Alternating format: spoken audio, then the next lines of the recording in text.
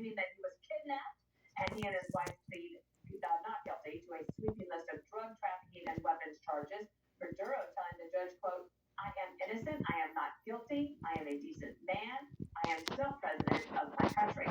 All of this comes after a breathtaking dead-of-night capture at the hands of the U.S. military. President Trump defending the move to arrest Maduro. What really played is the fact that he sent millions of people into our country from prisons and from mental institutions and drug dealers and every drug addict in that country, in his country, was sent into our country. So the fact that he sent drugs into our country, was stopping it rapidly. So what comes next for Venezuela? Interim President Delcy Rodriguez is now vowing to cooperate with Washington after President Trump warned that she could suffer a fate worse than Maduro if Caracas does not work with his team. The goal? Likely access to Venezuela's vast oil reserves after U.S. companies were pushed out decades ago. Don't ask me who's in charge, because I'll give you an answer and it'll be very controversial. What does that mean? It means we're in charge. We're going to have the big oil companies go in, and they're going to fix the infrastructure, and they're going to invest money.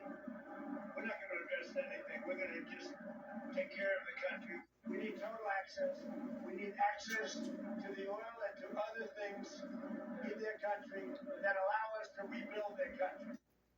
And Happy New Year, everybody. We get right back to it. Jesse, maybe start with you on just the overall news, the big picture, the shock and awe. Sure. Audacious, Dana. First, big props to Delta Force. These guys go in on Night Stalkers in the dead of night, take on enemy fire, land, blowtorch the doors off this fortress, kill all of these Cuban bodyguards, and then capture this tyrant and his wife right as they were about to get into this steel safe house.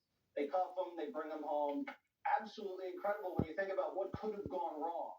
You could have had a Mogadishu situation under Clinton. You could have had hostages like they did in Iran under Jimmy Carter, but this was a perfect operation. You know what it reminds me of? My back surgery. Donald Trump's like my surgeon. He's elegant and he's precise. And he went in there with the perfect extraction. You get this guy out of here. But Dana, this is not regime change. This is just trying to change the regime's behavior. Remember, the regime is still intact. So you have this vice president who we're going to have to deal with. Now, I don't know whether she is an ideologue, a thief, a nationalist. We're about to find out.